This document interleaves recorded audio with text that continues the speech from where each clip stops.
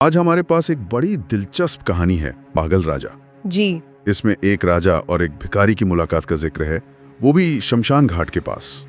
तो चलिए आज जरा इसमें गहरा उतरते हैं और देखते हैं कि ये कहानी हमें क्या सिखाती है। तो कहानी शुरू होती है ऐसे कि राजा की सवारी निकल रही है शमशान के पास से। हाँ। और वो देखता है कि एक भिखारी वहां बैठा हुआ है वीराने में। और यहीं से मतलब कहानी का जो असली मर्म है वो सामने आने लगता है। शमशान का माहौल अपने आप में बहुत कुछ कहता है। सही। तो राजा जाहिर है थोड़ा हैरान होता है। वो भिखारी से पूछता है कि भाई शहर छोड़कर यहाँ इस सुनसान जगह पर क्यों डेरा जमाए हो। और भिखारी का जवाब वो बड़ा सीधा है लेकिन हैरत अंगेज। वो कहता है जब आखिर में सबको यहीं आना है तो मैं थोड़ा पहले आ गया। सुनकर राजा को लगता है ये तो पागल है। वो सीधे कह देता है तुम पागल हो। हाँ, लेकिन दिलचस्प बात यह है कि भिखारी भी पलटकर राजा को ही पागल कहता है। अच्छा जी। उसका तर्क भी बड़ा सरल सा है। वो कहता है महाराज आना तो आपको भी यहीं है। ये तो सोचने वाली बात है। बिल्कुल, ये सिर्फ मजाक नहीं है। ये एक तरह से राजा की पूरी सोच पर, उसके जीवन जीने के ढंग पर सवाल है।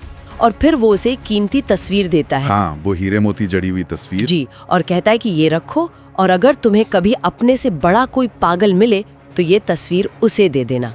एक तरह की चुनौती है ये। ठीक है।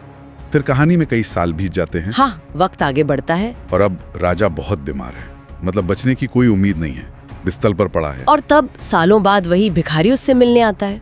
राजा उसे पहचान लेता है और कहता है हाँ अब जाने का समय आ गया है। एक लाचारी सी है उसकी आवाज में। और यहीं पर भिखारी वो सवाल पूछता है जो पूरी कहानी का कह सकते हैं केंद्र बिंदु है। जी। वो पूछता है महाराज कहाँ जाना है। राजा कहता है अरे ये किसे मालूम कि कहाँ जाना है, मतलब उसे कोई अंदाजा नहीं है। सही। और यही भिखारी उसे आईना दिखाता है। वो याद दिलाता है महाराज आप जब दुनिया में कहीं यात्रा पर जाते थे, छोटी सी यात्रा पर भी। हाँ, पूरी तैयारी होती थी। बिल्कुल। हाथी, घोड़े, सिपाही, मंत्री, सारा सामान सब पहले से भेज दिया जाता था। इतनी योजना, इतनी तैयारी। हाँ। लेकिन अब जहाँ जाना है, भिखारी कहता है उस अनजान, उस अंतिम सफर के लिए आपने क्या तैयारी की, कुछ भेजा आगे। ये सुनकर राजा वो एकदम मतलब आपा खो देता है। हाँ, वो चिल्ला जाता है। चिल्ला कर कहता है अरे पागल तू समझता नहीं, मैं जहाँ जा रहा हूँ वहाँ कुछ भी साथ नहीं ले जाया जा सकता, कुछ नहीं भेजा जा सकता। और बस यहीं पर भिखारी का जवाब आता है। वो शांत रहता है और वो तस्वीर राजा को वापस पकड़ा देता है। वही तस्वीर, हाँ वही हीरे मोती वाली तस्वीर। और कहता है महाराज तब आप ही रखिए इसे, आपसे बड़ा पागल मुझे कोई नहीं मिला। क्योंकि भिखारी के अनुसार ये जानते हुए भी कि ये धन दौलत, ये महल, ये राजपाट कुछ भी साथ नहीं जाएगा।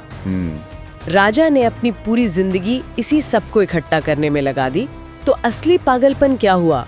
वो जिसे दुनिया पागल समझ रही थी या वो जो दुनिया के नश्वर चीजों के पीछे भाग रहा था? ये तो सच में सोचने वाली बात है।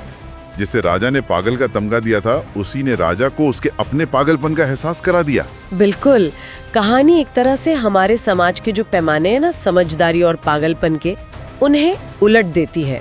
ये पूछती है कि क्या सच में भौतिक चीजें जमा करना समझदारी है जिनका अंत में कोई मोल नहीं? हाँ, या फिर जीवन की जो अंतिम सच्चाई है मौत, उसे जानकर, उसे स्वीकार करके जीना ज्यादा समझदारी है। सही कहा। कहानी हमें इसी दुविधा में छोड़ देती है सोचने के लिए। तो श्रोताओं के लिए भी यही सवाल छोड़ जाते हैं। अगर हम दुनिया की छोटी जानी पहचानी यात्राओं के लिए इतनी प्लानिंग करते हैं, तो जीवन की वो जो सबसे बड़ी, सबसे अनजानी यात्रा है, उसकी सच्ची तैयारी क्या हो सकती है? ये कहानी कहीं ना कहीं हमें उसी तैयारी के मायने खोजने को कहती है। बिल्कुल, सोचने के लिए एक गहरा बिंदु है ये।